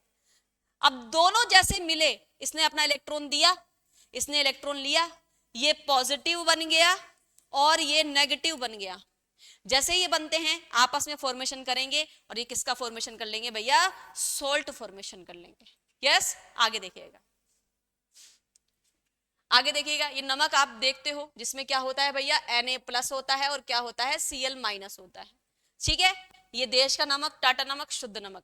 अब इसके थर्ड मेजर पोर्शन पे आते हैं हम, that is occurrence of metal, कि भैया मेटल्स को कैसे निकाला जाता है, कैसे हम नेचुरली या हम आर्टिफिशियल फॉर्म में ये जो मेटल्स है उसका अकरेंस करते हैं। दो तरीके की चीजें होती है, मिनरल्स और एक ओर्स होते हैं। मिनरल्स क्या होता है कि भैया द एलिमेंट्स और compounds which occur naturally in the earth crust are called minerals, कि भैया ऐसे एलिमेंट्स और कंपाउंड जो नेचुरली अर्थ की सरफेस पर मिल जाए उन्हें हम क्या बोलते हैं, मिनरल्स बोलते हैं। और भैया ऐसे मिनरल्स जिनमें से अगर हम मेटल निकाले तो हमको फायदा हो, ऐसे मिनरल्स को हम क्या कहते हैं, ओर्स कहते हैं। वापस सुनना, क्या बोला मैंने, कि भैया मेरे पास में कोई मिनरल था जिसमें भैया मेरे को मेटल का एक्सट्रैक्शन करना है। ठीक है, कुछ भी हो XYZ, जिसमें उसमें मान लो कोई मेटल है, उस मेटल को मेरे को अलग से लाना है। वो मेटल का मान लो क्या है, मिनरल है जिसमें सल्फेट कार्बोनेट जो भी भरा पड़ा है वो जो है, मैंने उसमें 50 रुपए लगा करके उस मेटल का एक्सट्रैक्शन कर रही हूँ, है ना। मैंने मिनरल लिया उसका, मैंने उसमें 50 रुपए 50 रुपीज लगा करके उसमें से मैंने मेटल निकाला। जैसे मैं मेटल निकालूंगी तो मैं क्या देख रही हूँ भैया, मेटल तो मेरे पास 20 रुपए की निकली, तो ये प्रॉफिटेबल है कि प्रॉफिटेबल नहीं है। तो आप बोलोगे प्रॉफिटेबल नहीं है तो कोई मतलब नहीं है, तो इसको मैं काम नहीं लूंगी। अब मैंने भैया उसका दूसरा मिनरल लिया, उसमें से मैंने मेटल को एक्सट्रैक्ट किया, मेटल को निकाला, मेरे पास में मैंने खर्चा किया 50 रुपए का, पर मेरे पास में जो मेटल निकल करके आ रही है वो आ रही है 100 रुपए की, तो मेरे पास में प्रॉफिटेबल हुआ कि नहीं हुआ। तो भैया ऐसे मिनरल्स जिसमें से अगर आप मेटल्स को मतलब एक्सट्रैक्ट करते हो तो आपके लिए प्रॉफिटेबल हो, ऐसे मिनरल्स को हम क्या बोलते हैं, ओर्स बोलते हैं। क्या बोलते हैं, ओर। अरे तेरी और, ठीक है। तो भैया ओर्स क्या होते हैं, होते मिनरल्स ही है पर प्रॉफिटेबल, आपको मतलब प्रॉफिट करवाए आपको, तो उस मिनरल को हम क्या बोलेंगे, ओर बोलेंगे। मिनरल्स होते हैं that contain very high percentage of a particular metal and the metal can be profitably extracted from it profitably. ऐसा नहीं कि तुम्हारे सारे सिस्टम में पैसा ज्यादा बैठ गया, मेटल इतने की बेच ही नहीं पा रहे हो, फिर क्या मतलब है। तो ऐसे प्रॉफिटेबल एक्सट्रैक्टेड ओर को हम क्या बोलते हैं, सॉरी मिनरल को क्या बोलते हैं, ओर बोलते हैं। तो ऐसे मिनरल को हम क्या बोलेंगे भैया, ओर बोलेंगे। आगे देखिएगा, ध्यान से देखना, मैंने रिएक्टिविटी सीरीज पढ़ाई दी थी आपको कि भैया काना का मैंगो आलू जान फेंको प्रभु है, एच गायब है क्योंकि नॉन मेटल होता है वो, क्यू होगी आग। और आपको 3 कैटेगरी में ये बांट रखा है, 3 कैटेगरी में क्या, एल्यूमिनियम तक वेरी रिएक्टिव मेटल्स, है ना, ये कभी भी आपको फ्री स्टेट में नहीं मिलेगी। अरे जब भयंकर फॉर्म में ये रिएक्शन कर लेती है तो आपको फ्री स्टेट में मिलेगी कैसे, सही बात है ना। आपको अगर एक्सट्रैक्शन करना है तो बस इसमें से इंप्योरिटीज ही अलग करनी पड़ेगी, है ना। इंप्योरिटीज अलग करने के लिए आपको कौन सा प्रोसेस यूज करना पड़ेगा, हमेशा इलेक्ट्रोलाइसिस। और जब भी इलेक्ट्रोलाइसिस आ जाए तो एनोड और कैथोड और बैटरी आनी चाहिए, आ गया ना, एनोड कैथोड और बैटरी आनी चाहिए।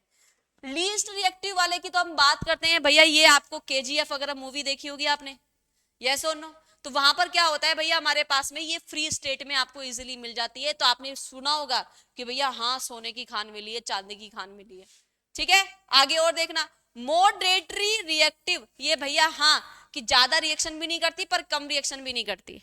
क्या मतलब है कि भैया अगर इनके ओर्स मिलेंगे तो किस फॉर्म में मिलते हैं, सल्फाइड, या तो ये सल्फाइड फॉर्म में रहेगी, मतलब या तो MS फॉर्म में रहेगी सल्फाइड, या फिर MO फॉर्म में रहेगी ऑक्साइड, या फिर कार्बोनेट फॉर्म में रहेगी MCO3। ठीक है, इनका एक्सट्रैक्शन हम रिडक्शन करके करते हैं।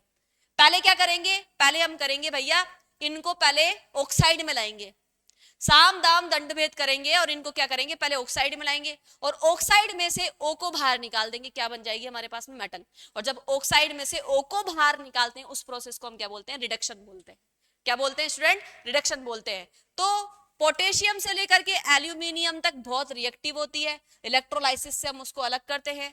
जिंक से लेकर के मर्क्यूरी तक मॉडरेटरी रिएक्टिव होती है, उसको हम पहले ऑक्साइड में लाएंगे फिर रिडक्शन कर देंगे।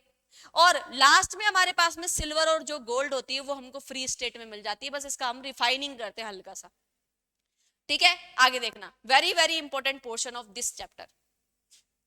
एक्सट्रैक्शन की बात कर रहे हैं भैया मेटल्स की। सबसे पहले क्या करते हैं भैया, इनरिचमेंट ऑफ ओर कि पहले सब उसमें से ना पहले इंप्यूरिटीज अलग अलग करते हैं। पहले इस चैप्टर में बहुत कुछ था, अब इतना कुछ नहीं है। सबसे पहले ना मोटे मोटे जो बड़े बड़े पीसेस होते हैं उनको छोटे छोटे में बदलो, फिर है ना उसमें से आप कैसे भी है ना, जैसे फोम फ्लोटिंग मेथड होता है, इसके अलावा जैसे है ना आपके पास में मैग्नेटिक मेथड होता है, उसमें से इसके ओर को अलग करो, इंप्यूरिटीज अलग करो। ये तो हो गया भैया आपके पास में इनरिचमेंट ऑफ ओर्स हो गया। उसमें से फिर आप मेटल्स को निकालो कि भैया मेटल्स निकल गई, ये दूसरा प्रोसेस जाएगा। थर्ड जाता है भैया रिफाइनिंग ऑफ मेटल्स कि मेटल्स में हम जो थोड़ी बहुत भी इंप्यूरिटीज रही है उसमें आप क्या कर लो भैया, उसका रिफाइन कर लो। रिफाइनिंग ऑफ मेटल्स हो गया। आगे बढ़ते हैं हम, इसमें आगे क्या दिखाई दे रहा है, very very very very important portion, ध्यान से। और करते हैं, और का हमने कंसंट्रेशन कर लिया भैया और का। अब तीन तरीके की आपको मेटल्स मिलती है, एक तो हाईली रिएक्टिव होती है, उसका इलेक्ट्रोलाइसिस कर लेते हैं, उसके मोल्टन स्टेट में उसका इलेक्ट्रोलाइसिस करते हैं और प्योर मेटल हमको मिल जाती है ना। इलेक्ट्रोलाइसिस, एनोड, कैथोड, बैटरी, क्या मिल जाएगी, प्योर मेटल मिल जाएगी, है ना। इस वाले में ये वाली चीज और ये वाली चीज सेम ही है, ध्यान से देखना, नहीं समझ में आ रहा तो वापस देखना, मैं इसको ढंग से पढ़ाने वाली हूं। देखो सबसे पहले तो जो मीडियम वाली होती है उसमें दो तरीके के आपको क्या मिलते हैं, और मिलते हैं। आप बोले मैडम पिछली साइड में आपने तीन तरीके के बता रखे थे, अरे मैंने सल्फाइड बताया था, ऑक्साइड बताया था और कार्बोनेट बताया था। मैंने क्या बोला था कि सल्फाइड और कार्बोनेट को आप ऑक्साइड में लाओ, है ना, सल्फाइड और क्या बोला, कार्बोनेट वालों को ऑक्साइड में लाओ।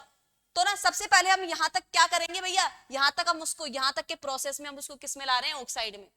ठीक है, सबसे पहले दो तरीके के आपके पास में और हम देखते हैं यहाँ पर, एक तो कार्बोनेट वाला होता है, ऑक्साइड वाला तो हम बात ही नहीं करें क्योंकि ऑक्साइड में तो हमको लाना ही है। एक होता है भैया सल्फाइड और, जैसे एग्जांपल ZnCO3, और एक होता है भैया ZnS।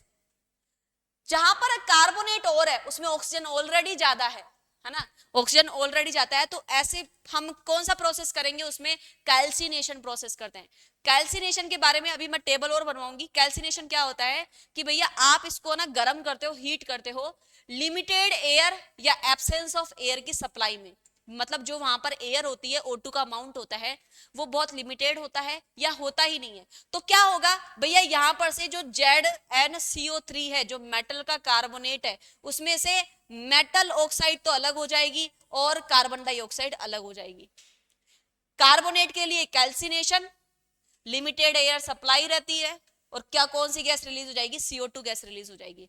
क्या बन जाएगा भैया, देखो MO बन गया, क्या ZNO बन गया, क्या ऑक्साइड आ गया, क्या बस ऑक्साइड जैसे ही आता है आप इसको क्या कर दोगे, रिडक्शन कर दोगे, मतलब इस ऑक्साइड में से ZNO में से इस ऑक्सीजन को हटा दोगे।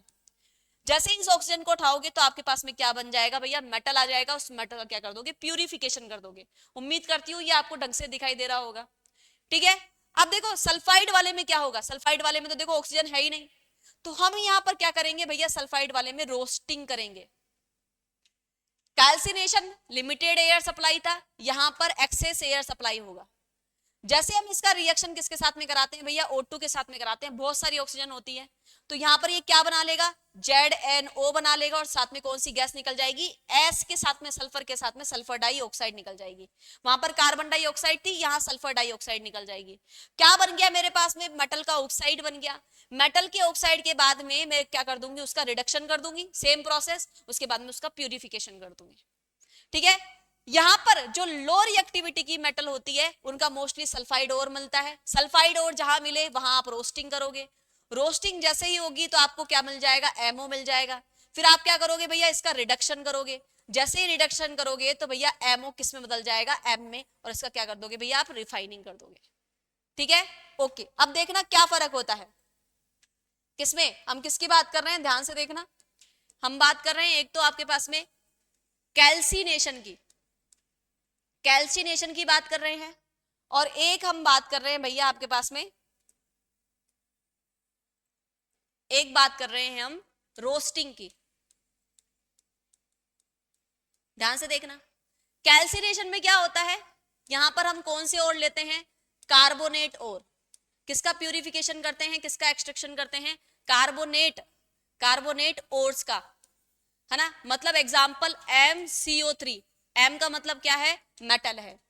और यहाँ रोस्टिंग में हम क्या देखते हैं भैया, हम किसका रोस्ट करते हैं, यहाँ पर देखो S आ रहा है, यहाँ पर सल्फाइड, सल्फाइड, सल्फेट अलग होता है, वो SO4 होता है, सल्फाइड का मतलब S आएगा इसमें, सल्फाइड और का हम क्या करते हैं भैया, प्यूरिफिकेशन करते हैं, मतलब उसका एक्सट्रैक्शन करते हैं उसमें से मेटल का। इसका सिंपल फॉर्म लिखूं तो मैं क्या हो जाएगा, MS धोनी नहीं है यहाँ पर भैया।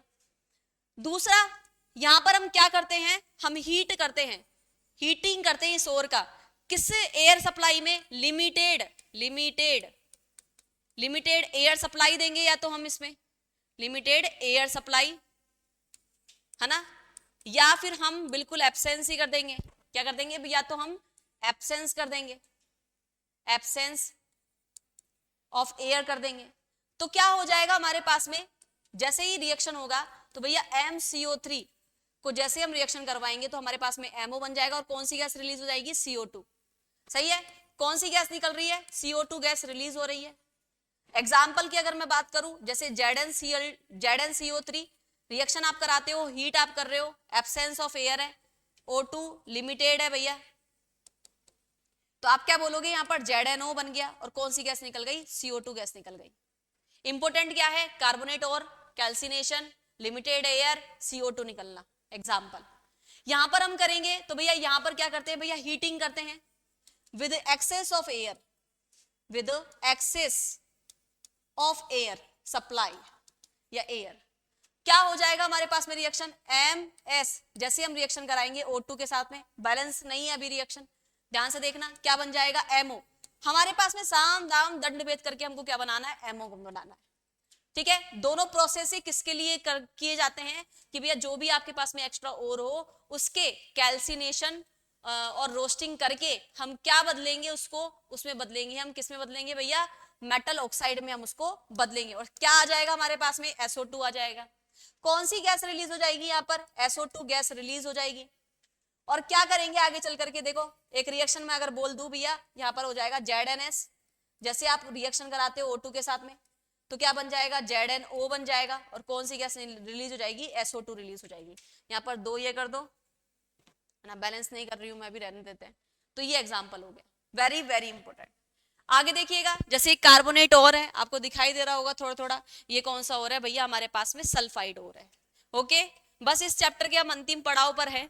जैसे यहाँ पर ना क्या करते हो भैया, स्टेप्स देखते हो किसमें, एक्सट्रैक्शन ऑफ मेटल ओर्स में देखते हो, तो बहुत इंपॉर्टेंट टर्म्स आती है। गैंग क्या होता है कि भैया जो ओर्स होती है उसमें बहुत सारी इंप्योरिटीज होती है, are usually contaminated with large amount of impurities such as soil, sand। इनको ही हम क्या बोलते हैं भैया, गैंग बोलते हैं। मतलब जो ओर में बहुत सारी सॉइल है ना, सैंड वगैरह ये इंप्योरिटीज होती है, उनको हम क्या बोलते हैं, गैंग बोलते हैं। रोस्टिंग के बारे में मैंने आपको बता ही दिया कि रोस्टिंग क्या होती है। ठीक है, रोस्टिंग को मैंने बता दिया भैया, सल्फाइड ओर के लिए किया जाता है, एक्सेस ऑफ एयर दी जाती है और गर्म किया जाता है। ठीक है, प्रेजेंस ऑफ एक्सेस एयर में। तो भैया जो आपके पास में सल्फाइड और है, किस में कन्वर्ट हो जाएगा, आपके पास में मेटल ऑक्साइड में क्या हो जाएगा, कन्वर्ट हो जाएगा। और हमारा उद्देश्य क्या है, कि हमारा एम क्या है, कि जो भी और है उसको हम पहले मेटल ऑक्साइड में ले आए, क्योंकि डायरेक्ट मेटल में बदलेंगे तो हमारा बहुत ज्यादा पैसा लगेगा, इसलिए जो भी और है हम उसको पहले मेटल ऑक्साइड में लाएंगे। ठीक है, MO में लाएंगे। ये हो गया, कौन सी गैस रिलीज हो गई, SO2। कैल्सिनेशन क्या होती है भैया, ये कार्बोनेट और के लिए किया जाता है, ऑक्साइड में बदलने के लिए किया जाता है। हीट करते हैं वो ही स्ट्रांगली करते हैं, पर किसकी प्रेजेंस में करते हैं, लिमिटेड एयर की प्रेजेंस में करते हैं। और कौन सी गैस रिलीज हो जाएगी भैया, CO2 गैस रिलीज हो जाएगी। यहाँ पर कौन सी गैस, CO2 गैस यहाँ पर रिलीज हो जाएगी। रिडक्शन का मतलब क्या होता है, कि भैया जो भी आपके पास में और है, क्या, कि जो भी और है, कौन सी और, मेटल ऑक्साइड, जो मेटल ऑक्साइड है वो मेटल ऑक्साइड कार्बन के साथ में आप जैसे रिएक्शन कराओगे तो ये कार्बन क्या करेगा, इस ऑक्सीजन को लेकर के भाग जाएगा। ठीक है, तो रिडक्शन आपने किससे करवाया, कार्बन से करवाया। एमओ में से कौन चली गई, ऑक्सीजन चली गई। जेडएनओ में से कौन चली गई, ऑक्सीजन चली गई। क्या मिल गया भैया आपको पास में, मेटल मिल गया। ठीक है, क्या कि metal oxide are reduced to corresponding metals by using reducing agent like carbon. Yes और नो। ठीक है, कार्बन के बेसिस पर हमने क्या कर दिया, इसका रिडक्शन कर दिया। आगे देखिएगा, देखो आगे हमने क्या बना लिया भैया, मेटल का एक्सट्रैक्शन कर लिया। मेटल के एक्सट्रैक्शन के बाद में भी कई बार क्या होता है कि इंप्योरिटीज रह जाती है, तो हम उसको क्या करेंगे भैया, इंप्योरिटीज से प्योर में लाएंगे। तो हम क्या बोलते हैं, रिफाइनिंग ऑफ मेटल करेंगे, तो हम इलेक्ट्रोलाइसिस मेथड का इस्तेमाल करते हैं। इलेक्ट्रोलाइसिस मेथड का इस्तेमाल करेंगे तो बैटरी के पास में कैथोड रहेगा, नेगेटिव चार्ज वाला कैथोड, पॉजिटिव चार्ज वाला एनोड। मिल रहा है आपको? तो देखना है इसमें, the most widely used method for refining impure metal is electrolytic refining. क्या बोलते हैं भैया, इलेक्ट्रोलाइटिक रिफाइनिंग। जब भी इलेक्ट्रोलाइटिक रिफाइनिंग आए स्टूडेंट, तो ध्यान रखना बैटरी का इस्तेमाल करेंगे। बैटरी के एक टर्मिनल को पॉजिटिव बोलेंगे, एक टर्मिनल को नेगेटिव बोलेंगे, और दोनों तरफ एक दो रोड लगी हुई होगी। पॉजिटिव वाले को एनोड बोलेंगे और नेगेटिव वाले को क्या बोलेंगे, कैथोड बोलेंगे। ध्यान रखना, पीसी लिख रही हूं मैं, पीसी, प्रियंका चोपड़ा नहीं भैया। प्योर मेटल किस पर रहेगी भैया, कैथोड पर रहेगी। हम मेटल का रिफाइनिंग करेंगे तो देखो एनोड बनेगा इम्प्योर मेटल का, इम्प्योर मेटल का। ध्यान से देखना इसको, मैं इसको पेन चेंज कर लेती हूँ, एक मिनट। क्या बनेगा भैया, इम्प्योर मेटल का क्या बनेगा आपके पास में, एनोड बनेगा। प्योर मेटल का क्या बनेगा भैया, कैथोड बनेगा। और जो सॉल्यूशन रहेगा ना, वो सॉल्यूशन भी उसी के खानदान का रहेगा। जैसे मान लो मेरे को कॉपर का करना है, यहाँ पर तो मैं यहाँ पर ला रही हूँ भैया प्योर मेटल, है ना। मैंने मान लो एक स्ट्रिप ले ली किसकी, प्योर मेटल की, और ये पूरा का पूरा भैया ढेला ले लिया भैया किसका, भैया इम्प्योर मेटल का। यहां से क्या होगा, जो मैं कॉपर की ही बात कर रही हूँ, तो कॉपर के खानदान का ही मेरे को सॉल्यूशन लेना पड़ेगा, जैसे CuSO4 सोल्ट वाला सॉल्यूशन। यहां से कॉपर निकलता जाएगा, है ना, यहाँ सॉल्यूशन में आता जाएगा, और उतने ही अमाउंट में कॉपर इसमें जमता जाएगा। मतलब ये तो पतली होती जाएगी और ये भैया खा खा करके मोटी होती जाएगी, और जो इम्प्योरिटीज है वो यहाँ पर जमा होना स्टार्ट हो जाएगी। क्योंकि जैसे ही कॉपर निकलता जाएगा तो जो इम्प्योरिटीज है वो तो ट्रांसफर होगी ही नहीं, तो वो क्या हो जाएगी भैया, नीचे बैठना स्टार्ट हो जाएगी। क्या हो जाएगी, नीचे बैठना स्टार्ट हो जाएगी। आगे देखना, देखो तो हमने क्या किया, एनोड पर क्या लगा, इम्प्योर कॉपर। कैथोड पर क्या रखा, स्ट्रिप ऑफ प्योर मेटल, है ना, स्ट्रिप और प्योर कॉपर। और इलेक्ट्रोलाइट कौन सा रखा, इन्हीं के खानदान का, कॉपर कॉपर कॉपर सल्फेट, जिससे इधर से निकले और इधर जम जाए, इधर से निकले इधर जम जाए, इधर से निकले इधर जम जाए। ये पतली वो मोटी, कौन, कैथोड तो मोटा होता जाएगा और एनोड पतला होता जाएगा। ट्रिक क्या बताई मैंने, पीसी, प्रियंका चोपड़ा ना, पीसी प्योर मेटल किस पर रहेगी भैया, कैथोड पर रहेगी। On passing the current through electrolyte, जैसे आप ना इलेक्ट्रोलाइटिक में सॉल्यूशन में से इलेक्ट्रिसिटी पास करते हो, तो जो इम्प्योर मेटल है ना, वो एनोड से डिसॉल्व होकर के कहां पर आ जाती है, इसमें आ जाएगी, इसमें आ जाएगी सॉल्यूशन में, इलेक्ट्रोलाइट में आ जाएगी। ठीक है, और जितना अमाउंट है ना एनोड से निकल करके सॉल्यूशन में आया, उतना ही अमाउंट इस सॉल्यूशन में उसका जो चार्ज रहेगा, उतना ही अमाउंट उठ करके कहां जाएगा, कैथोड पर जाएगा। मैंने क्या बोला, N equivalent amount of pure metal from the electrolyte is deposited, मतलब इकट्ठा होना किस पर, कैथोड पर। ठीक है, वो कहां इकट्ठा हो जाएगा भैया, कैथोड पर इकट्ठा हो जाएगा। The insoluble impurities settle down, और जो इंप्योरिटीज इधर उधर सेटल नहीं हो रही थी, वो कहां हो जाएगी भैया, बॉटम, किधर की तरफ भैया, एनोड की तरफ। और इसी को ही हम क्या बोलते हैं, एनोड मड बोलते हैं। तो मैंने अभी बोला था ना कि यहां पर इंप्योरिटीज इकट्ठा हो जाएगी, उसको मैं क्या बोलूंगी भैया, एनोड मड। आगे देखिएगा, वेरी वेरी इंपॉर्टेंट, चैप्टर का अंतिम पढ़ाओ। देखो जो मैग्नीज ऑक्साइड होता है, ये मैग्नीज डाइऑक्साइड आपको दिखाई दे रहा है, अगर मैं इसका रिएक्शन एल्यूमिनियम के साथ में करा रही हूं, जरूरी नहीं है कि हर बार रिडक्शन कार्बन के साथ में हो, है ना, कई हम अलग मेटल का भी इस्तेमाल कर सकते हैं।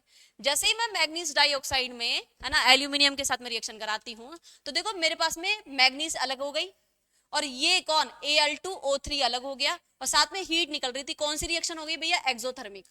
कौन सी रिएक्शन हो गई, एक्सोथर्मिक रिएक्शन हो गई। ध्यान से देखना मैं क्या बात करना चाह रही हूं, very very important, very very important. This displacement reaction are highly exothermic, ये जो डिस्प्लेसमेंट रिएक्शन हुई ना कि भैया ऑक्साइड में से एक मेटल ने, है ना, एक मेटल को दूसरे मेटल ने क्या कर दिया, डिस्प्लेस कर दिया, ये जो डिस्प्लेसमेंट रिएक्शन हो रही है वो बहुत ज्यादा क्या होती है, एक्सोथर्मिक होती है। The amount of heat evolve is so large, भैया ऐसी जो हीट निकलती है वो बहुत ज्यादा होती है, ठीक है, that the metals are produce in the molten state, ठीक है। यहाँ पर जो मेटल मिलती है वो कौन से स्टेट, इसलिए यहाँ पर जो ये मिल रही है ना आपको, यहाँ पर देखो ये एल दिखाई दे रहा है, मतलब लिक्विड स्टेट में आपको ये दिखाई दे रहा है। किस स्टेट में दिखाई दे रहा है, लिक्विड स्टेट में दिखाई दे रहा है। क्यों, क्योंकि भैया बहुत ज्यादा हीट निकलती है, और हीट निकलेगी वो हाईली एक्सोथर्मिक है, हीट निकल रही है तो भैया ये सॉलिड में ना निकल करके किस में बदल जाएगी, मोल्टन स्टेट में बदल जाएगी। In fact the reaction of iron oxide, कौन सा, Fe3Fe2O3, आयरन ऑक्साइड का रिएक्शन अगर आप एल्यूमिनियम के साथ में कराते हो तो भैया इसका इस्तेमाल जो आप करते हो, यहां पर देखो आयरन किस स्टेट में हो गई, लिक्विड स्टेट में। ये लिक्विड स्टेट क्या करेगा भैया, रेल की पटरियों को जोड़ने में काम आता है। ये हीट निकली, इस हीट की वजह से ये जो आयरन थी वो पिघल गई, और पिघल गई तो भैया जैसे आप रेल की पटरियों के बीच में ये वाली रिएक्शन कराओगे तो आयरन पिघला हुआ उसके ऊपर चिपक जाएगा और थोड़ी देर बाद में ठंडा होकर के सॉलिड हो जाएगा, तो रेल की पटरियां क्या हो जाएगी, जुड़ जाएगी।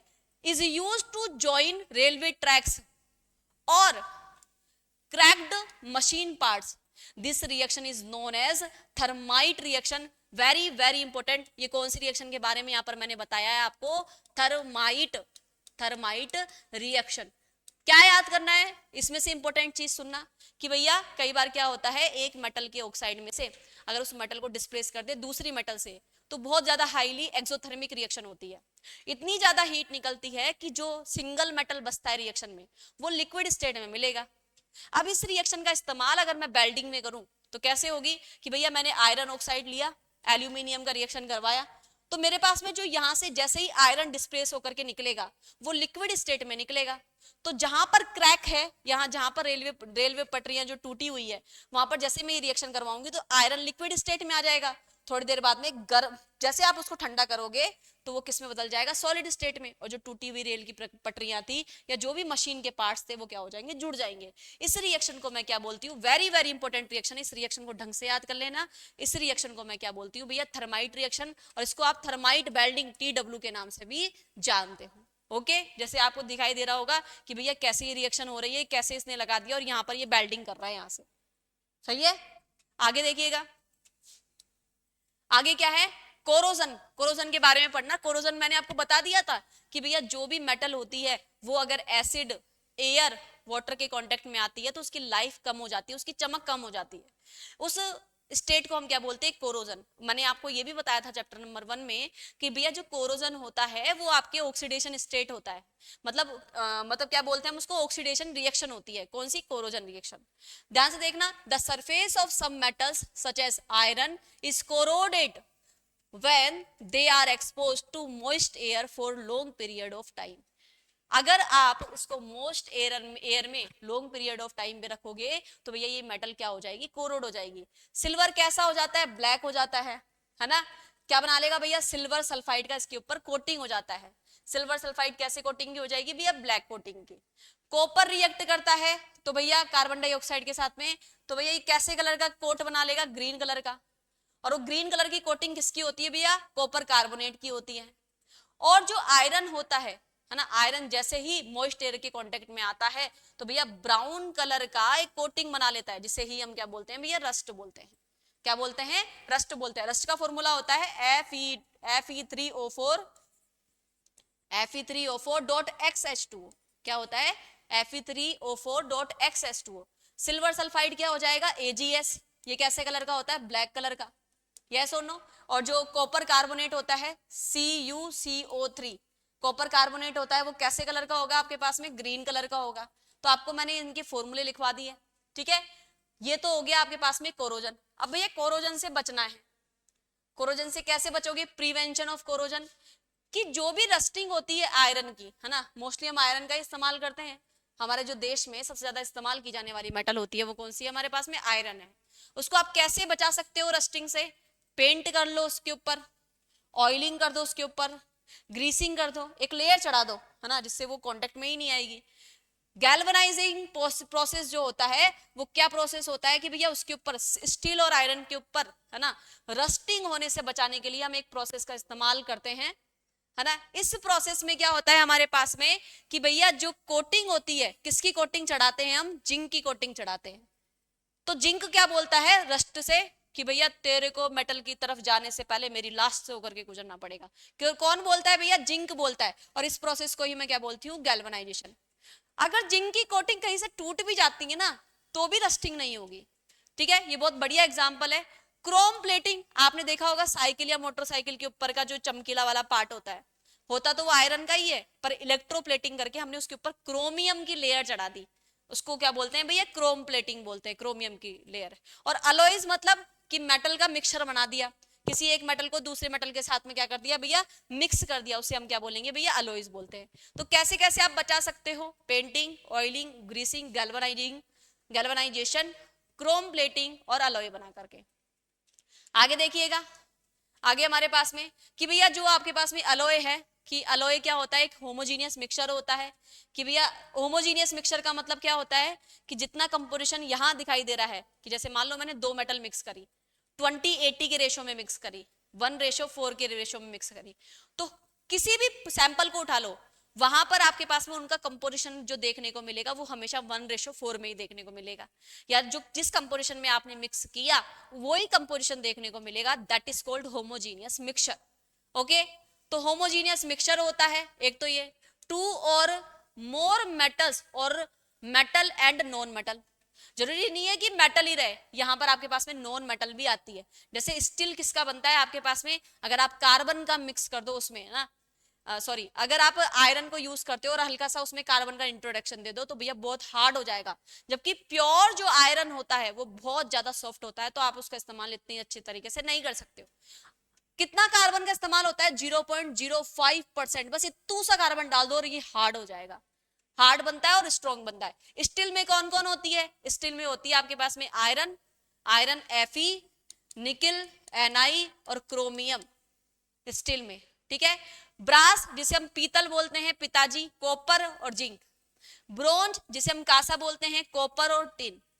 और एक सोल्डर और होता है, सोल्डर अलॉय होता है जो कि PbSn का होता है। लेड और टिन, टिन मतलब Sn, zinc Zn, copper Cu, ठीक है। ये हमारे पास में ये क्या हो गए भैया, अलॉयज हो गए। होमोजीनियस मिक्सचर होता है, किस लिए बनाया, किस लिए किया जाता है, जिससे हम मेटल का इस्तेमाल अच्छे से कर सके, हमारा मन चाहा प्रॉपर्टी उसके अंदर ला सके, उसे ही हम क्या बोलते हैं, अलॉयज बोलते हैं, ठीक है। आपके पास में जो भी आपके एनसीईआरटी में गिवन थे वो सारे के सारे मैंने यहाँ पर लिख दिए हैं। आगे देखिएगा, ध्यान से देखना। अगर मान लीजिए आप अलॉय बना रहे हो और अलॉय में एक मेटल आपके पास में मरकरी है, तो ऐसे अलॉय को हम बोलते हैं अमलगम। देखिएगा ध्यान से कि भैया if one of metal is mercury, the alloy is known as the amalgam, उसे हम क्या बोलेंगे भैया, अमलगम बोलेंगे। जैसे जिंक अमलगम हो गया, जिंक अमलगम का मतलब क्या हो गया भैया, जिंक और साथ में कौन हो जाएगा, Hg। Hg किस स्टेट में होता है, कमेंट बॉक्स में कमेंट करना। और सोडियम अमलगम में सोडियम हो गया और साथ में कौन हो गया, एक मेटल Hg। ध्यान रखना अमलगम बनाने के लिए हमको एक मेटल का नीड जरूर रहेगा, दैट इज मरकरी, Hg पारा। ओके स्टूडेंट, आगे एक और बात है लास्ट में कि भैया प्योर गोल्ड है ना, 24 कैरेट का जो गोल्ड होता है, मैंने आपको पहले भी बताया था, 24 कैरेट का जो गोल्ड होता है वो बहुत प्योर स्टेट माना जाता है और वो हमारी ज्वेलरी के काम नहीं आएगा। ज्वेलरी अगर बन भी गई तो खराब हो जाएगी या टूट जाएगी, ठीक है। तो भैया जो प्योर गोल्ड होता है उसको हम 24 कैरेट का गोल्ड कहते हैं, जो बहुत सॉफ्ट होता है, ठीक है। इसीलिए ये हमारे ज्वेलरी बनाने के लिए काम नहीं आता है, तो इसको क्या करते हैं, सिल्वर या कॉपर के साथ में मिक्स कर देते हैं इसको हार्ड बनाने के लिए, ठीक है। जनरली इन इंडिया 22 कैरेट का गोल्ड का इस्तेमाल होता है, क्या बनाने के लिए, ऑर्नामेंट्स मतलब ज्वेलरी या गहने बनाने के लिए इस्तेमाल होता है। अगर 22 पार्ट्स, अगर आप क्या बोल दो, मैंने कहा कि भैया 22 कैरेट गोल्ड का मतलब क्या होगा, कैरेट गोल्ड का मतलब क्या होगा, किसमें 22 पार्ट्स तो किसके होंगे, गोल्ड के होंगे, और 2 पार्ट जैसे आपने सिल्वर मिलाया, 2 पार्ट सिल्वर, क्या हो जाएगा, Ag का। मैंने कहा 18 कैरेट बोला, मैंने मान लीजिए 18 कैरेट बोला, तो इसमें क्या हो जाएगा आपके पास में 18 पार्ट, जितना पार्ट है ना, उतना तो गोल्ड हो जाएगा, और जो बचा हुआ पार्ट है वो क्या हो जाएगा, अदर मेटल हो जाएगी पार्ट। एक तो AU हो जाएगा, और बाकी कौन बचा, 24 माइनस का 18 करेंगे तो कितना आएगा, 6 पार्ट कौन है हमारे पास में, AG है। ठीक है, तो जितना ज्यादा कैरेट रहेगा उतना ज्यादा जो मेटल का अमाउंट है वो, सॉरी गोल्ड का अमाउंट है वो बढ़ता जाता है। ठीक है, आगे देखिएगा। तो इसी के साथ में हमारा ये प्यारा सा चैप्टर खत्म होता है स्टूडेंट। कैसा लगा आपको ये सेशन, कैसी लगी आपको ये क्लास? आपके कोई भी क्वेरी, कोई भी कमेंट रहे तो प्लीज कमेंट बॉक्स में कमेंट जरूर करिएगा, और ये जरूर बताइएगा कि कैसी लगी आपको मेरी क्लास। इसी के साथ आप मेरे चैनल को लाइक करिए, इस सेशन को लाइक करिए, चैनल को सब्सक्राइब करिए और शेयर कीजिए। Thank you so much student. जय हिंद, जय भारत।